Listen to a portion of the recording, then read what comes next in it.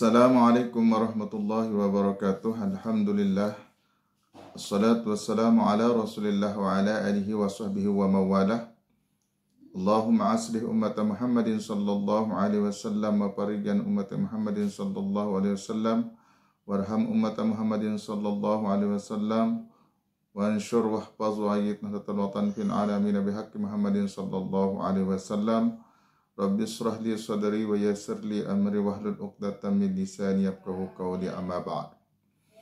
Bapak Ibu yang dimuliakan Allah Subhanahu wa taala, ada satu kebiasaan kita umat Islam, begitu selesai salat kita senantiasa berdoa, Rabbana atina fid dunya hasanah wa fil akhirati hasanah wa qina azabannar. Yang artinya, wahai Tuhan kami, berilah kami kebahagiaan di dunia dan kebahagiaan di akhirat, dan peliharalah kami dari siksa neraka. Maka dari ayat ini kemudian timbul pertanyaan, bagaimana cara kita menggapai kebahagiaan, baik itu kebahagiaan di dunia maupun kebahagiaan di akhirat. Maka Allah Subhanahu wa taala menjawab terkait dengan doa tersebut. Di dalam surat An-Nahl ayat 97 Allah mengatakan, Man amila salihan min zakarin aw unsa wa huwa mu'minun falanuhyiyannahu hayatan thayyibah wa lanajziyannahum ajrahum bi ahsani ma kanu ya'malun. Yang artinya, barang siapa yang mengerjakan kebaikan, baik laki-laki maupun perempuan dalam keadaan beriman, maka pasti akan kami berikan kepadanya kehidupan yang baik, dan akan kami beri balasan dengan pahala yang lebih baik dari apa yang telah mereka kerjakan.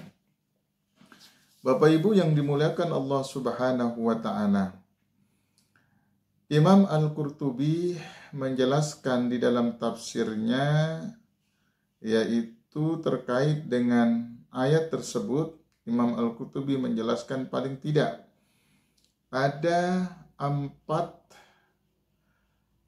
tanda-tanda seseorang itu akan mengalami kehidupan bahagia di dunia maupun di akhirat. Yang pertama, kata Imam Al-Qurtubi, bahwa tanda orang bahagia yang pertama adalah tentu dalam kehidupan sehari-harinya dia memperoleh rezeki yang halal. Nah, rezeki yang halal ini tentu dia peroleh dari cara-cara yang halal. Rezeki yang halal menjadi pertanda bagi seorang dan hidup berbahagia.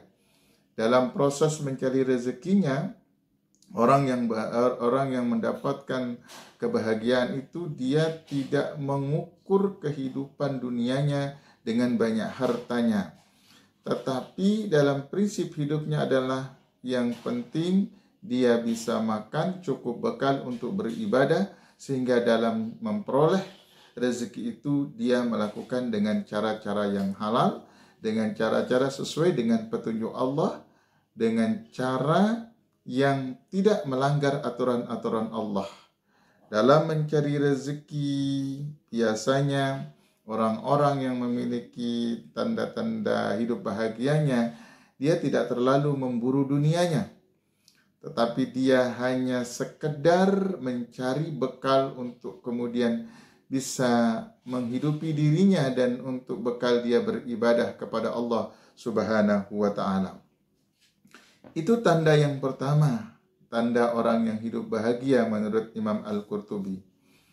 Tanda yang kedua, kata Imam Al-Qurtubi, orang yang hidup berbahagia di dunia maupun di akhirat, yang pertama adalah biasanya orang yang hidup bahagia itu selalu qanaah atau ridho dengan pemberian Allah Subhanahu wa ta'ala.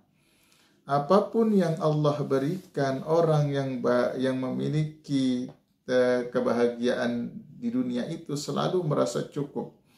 Dia tidak rakus dalam berbagai macam hal, tidak rakus terhadap harta, tidak rakus terhadap kehidupan dunia yang sifatnya fana ini. Orang yang qanaah atau ridho, itu biasanya dia tidak terlalu memperdulikan harta-hartanya yang banyak. Kalaupun dia dikaruniakan harta yang banyak, maka dia akan selalu membaginya kepada orang-orang yang membutuhkan.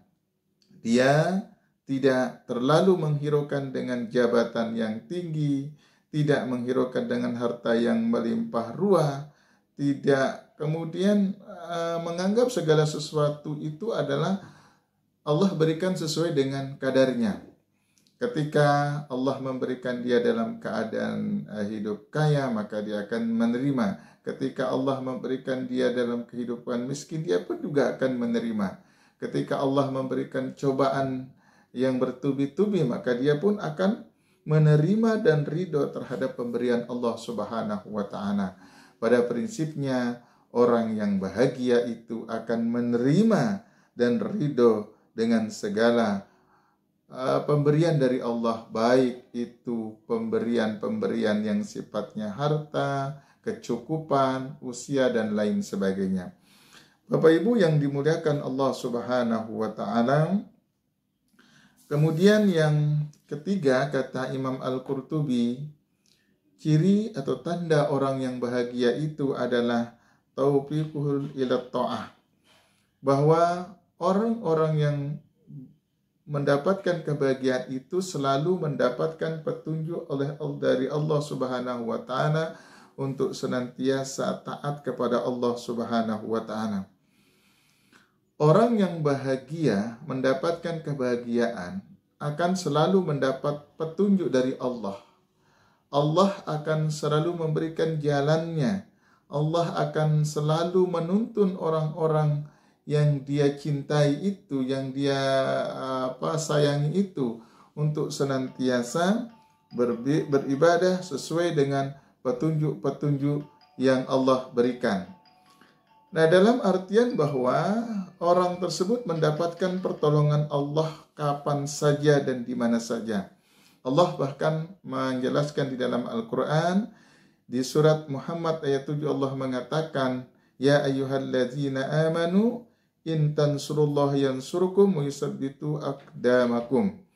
Hai orang-orang mukmin, jika kamu menolong agama Allah, niscaya Allah akan menolongmu dan meneguhkan kedudukanmu.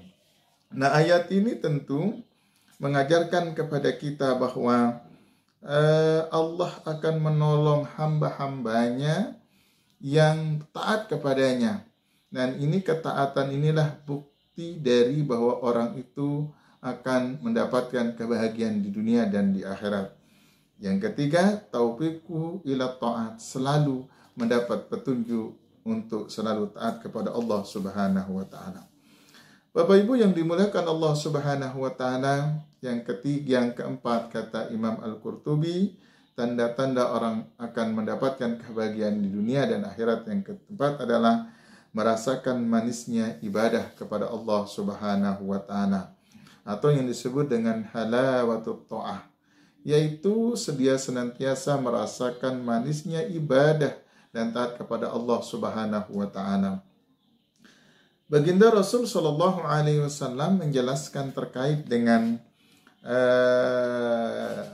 halawatut ta'at di dalam Sahih Bukhari. Baginda Rasul bersabda, Salasun man kunna fihi wajada halawatan lil iman.